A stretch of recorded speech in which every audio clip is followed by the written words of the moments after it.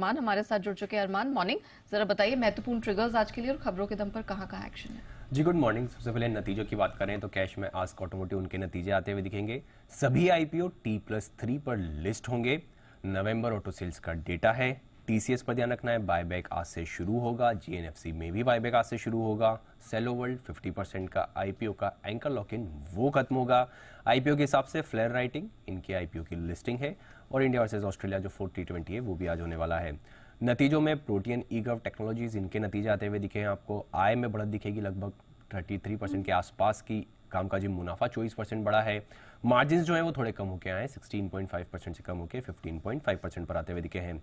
Thomas cook यहाँ पर जो ओएफएस अपडेट है, नॉन रिटेल का हिस्सा लगभग 297.4% सब्सक्राइब हुआ है। और अगर आप देखें इंडिकेटिव प्राइस जो निकल के आया है 135.3 का निकल के आया है, आज रिटेल के लिए खुलेगा। उसी के साथ साथ डेल्टा कॉप यहाँ पर भी आपको ध्यान रखना है, क्योंकि जो कल मार्केट बंद होते होते आसपास खबर आती हुई दिखी थी कि सूत्रों के हवाले से खबर आती हुई दिखी कि जीएसटी डिमांड मामले में कंपनी को राहत मिलती हुई दिखी है। 6,000 करोड़ के जो है जीएसटी डिमांड उस मामले में राहत आती हुई दिखी है, जिसमें कोलकाता हाईकोर्ट से उनको अंतरिम राहत जो है वो मिलती हुई दिखी है। खबरों के हिसाब से अल्ट्राटेक सीमेंट, केशोराम इंडस्ट्रीज यहाँ पर ध्यान रखना है, क्योंकि केशोराम इंडस्ट्रीज अपने सीमेंट बिजनेस को डीमर्ज करेगी और वो डीमर्ज करके अल्ट्राटेक सीमेंट जो है वहां पर जाएगा। और उसमें अगर आप देखें केशोराम इंडस्ट्रीज के 52 शेयर्स पर अल्ट्राटेक के 1 शेयर जो है वो मिलेंगे। हिंदुस्तान एरोनॉटिक्स यहाँ पर जी बिजनेस की खबर पर मोहर लगती हुई दिखी है।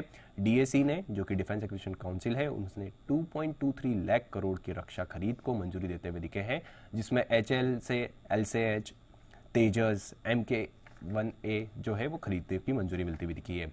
जेएसडब्ल्यू ग्रुप यहाँ पर SAIC मोटर और जेएसडब्ल्यू ग्रुप ने जेवी का ऐलान किया है, जिसमें ग्रीन मोबिलिटी को फोकस करते हुए ये ग्रोथ की जो है योजना बनाते हुए दिखे हैं। ऑयल एंड गैस स्टॉक्स और एविएशन स्टॉक्स यहाँ पर फोकस रखना है, क्योंकि क्रूड ऑयल पर विंडफॉल टैक्स 6,300 से घटाकर 5,000 प्रति टन कर दिया है। कमर्शियल एलपीजी सिलेंडर की कीमतें में मामूली बढ़ोतरी करते हुए दिखे हैं। और अगर आप देखें एटीएफ की कीमतों में भी लगभग 5,190 के आसपास किलोमीटर की कटौती होती हुई दिखी है। वर्लपूल ऑफ इंडिया यहाँ पर आपको ध्यान रखना है, क्योंकि वर्लपूल कॉर्प कंपनी में 2024 में लगभग 24% हिस्सेदारी जो है वो बेचने का उन्होंने बताया है। और वर्लपूल कॉर्प की अगर आप मौजूदा हिस्सेदारी देखेंगे कंपनी में, वर्लपूल इंडिया में लगभग 75% के आसपास की है। पिरामल फार्मा, यहाँ पर पिरामल फार्मा सॉल्यूशन जो PPS पर अमेरिका की एक जो कंपनी है, उन्होंने सिविल सूट फाइल किया है और 28 नवंबर को सिविल सूट फाइल करते हुए दिखे हैं। और अमेरिका के कोर्ट में लगभग 75 करोड़ की जो है हट जाने की मांग वो करते हुए दिखे हैं। आईटीडी सीमेंटेशन, यहाँ पर कंपनी को 1,000 करोड़ का ऑर्डर मिला है। एचजी इंफ्रा, यहाँ पर 1,300 करोड़ का ऑर्डर मिला है। तिलक नगर इंडस्ट्रीज, यहाँ पर कंपनी ने अपनी पूरी बची हुई हिस्सेदारी जो गिरवी रखी हुई थी वो पूरी छुड़ा दी है।